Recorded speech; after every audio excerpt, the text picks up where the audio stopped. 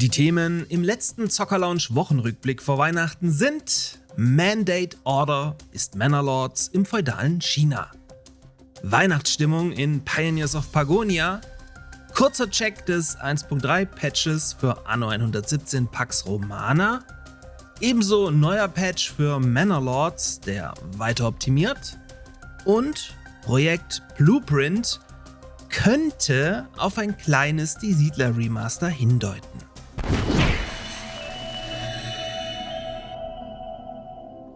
Sagt mal, seid ihr für Cheats empfänglich? Also reizt es euch zum Beispiel in einer Singleplayer-Kampagne ein bisschen zu schummeln oder einfach mal die Grenzen einer Engine mit auszutesten? Im Grunde bekommt ihr genau das mit Xmod. Denn mit deren Launcher, Link dorthin oben im i, in der Videobeschreibung und im angepinnten Kommentar, könnt ihr im Grunde genau das tun und so eure Singleplayer-Erfahrung in fast allen Spielen erweitern.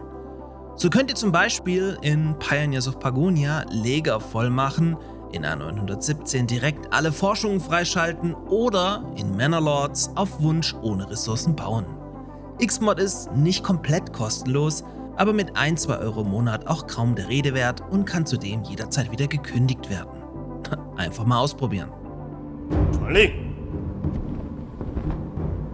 吸引缓一缓，先来这里抓这条大鱼。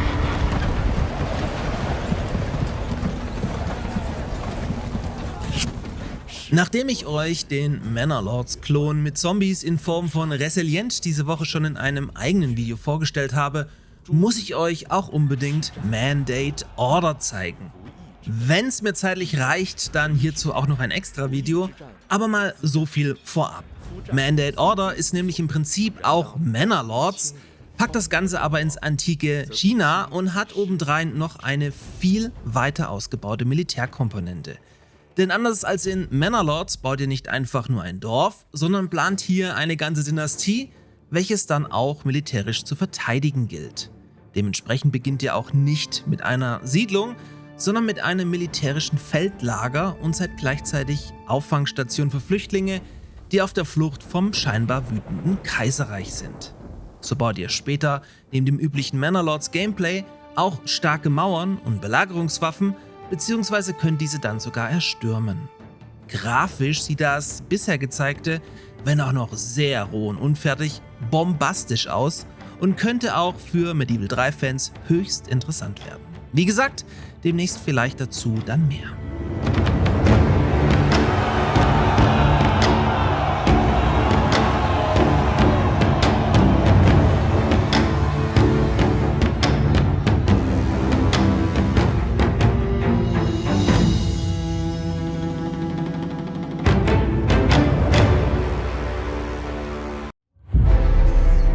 Vor der Katastrophe lebten wir in friedlichem Miteinander.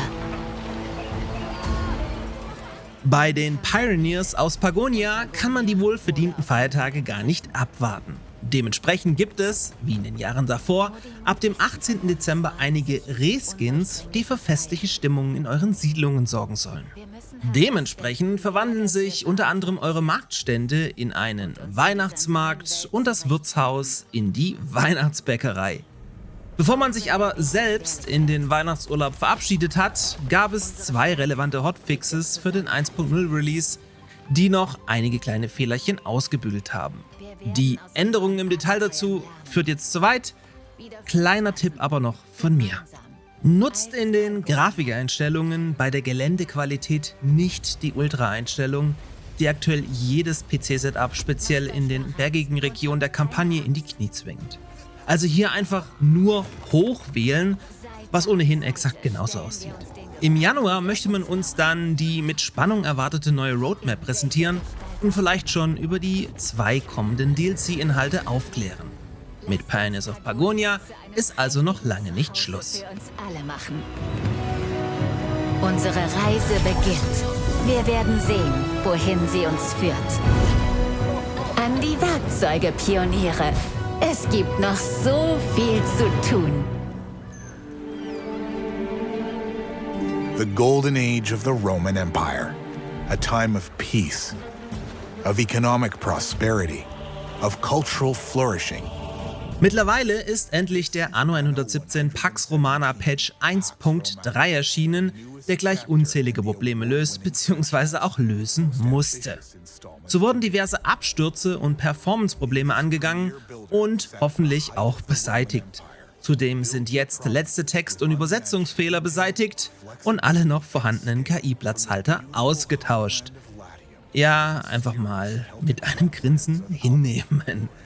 Außerdem sollen Probleme mit verschwundenen Gottheiten und Blaupausen ebenfalls der Vergangenheit angehören.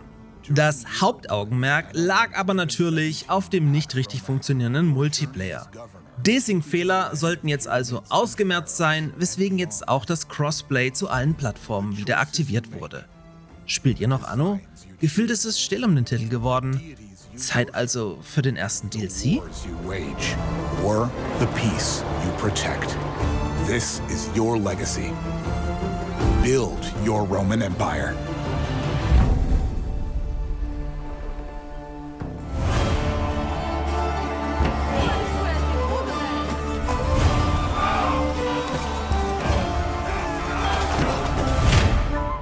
Auch in Manor Lords wird fröhlich vor sich hingepatcht, allerdings in viel kleinerem Rahmen.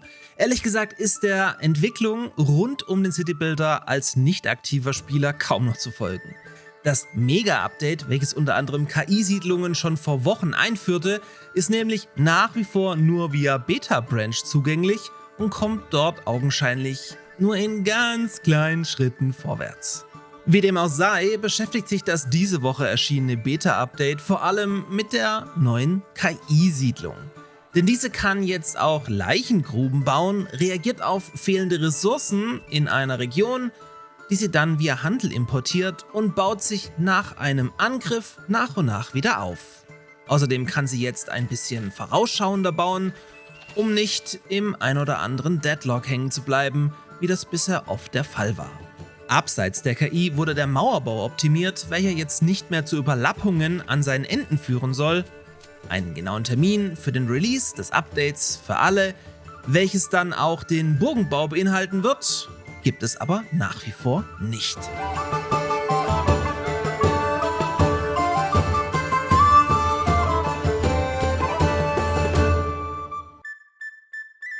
Zum Abschluss müssen wir noch kurz über Projekt Blueprint sprechen. Blueprint ist eine Förderzusage für Ubisoft für ein nicht näher genanntes Projekt, was im Rahmen der deutschen Games-Förderung wie so oft in letzter Zeit ans Tageslicht gekommen ist. Blueprint ist relativ klein und wird daher nur mit 220.590 € im Jahr 2026 gefördert. Damit liegt man auch unter den Fördersummen für alte Anno 1800 DLCs. Generell könnte man davon ausgehen, dass der Bund hier auch nur einen kommenden Anno DLC unterstützt. Projekt Blueprint wird allerdings nicht wie alles zu Anno in Mainz, sondern in Düsseldorf entwickelt. Und an diesem Punkt spitzt der geneigte Siedlerspieler die Ohren. Zudem hat Ubisoft Deutschland eine weitere 1 Million € im Zuge des Forschungszulagengesetzes erhalten. Also, 3 Varianten kommen hier in Frage. Variante 1 ist einfach nur simpel ein ausgelagerter Anno-DLC an das Düsseldorfer Team. Kam so aber bisher noch nie vor, ist aber trotzdem das realistischste Szenario.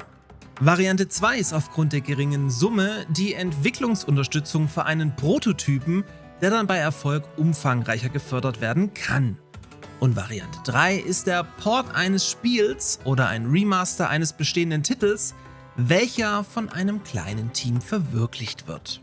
Die Düsseldorfer entwickeln neben dem Die Siedler-Franchise sonst selbst, bis auf den ein oder anderen VR-Titel, selbst nichts und unterstützen eigentlich nur weltweit diverse Ubisoft-Projekte.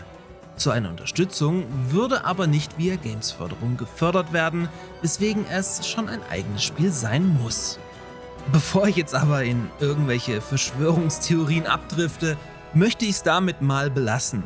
Was es auch ist, dank der kurzen Förderfrist werden wir schon 2026 erfahren, um was es hier genau geht.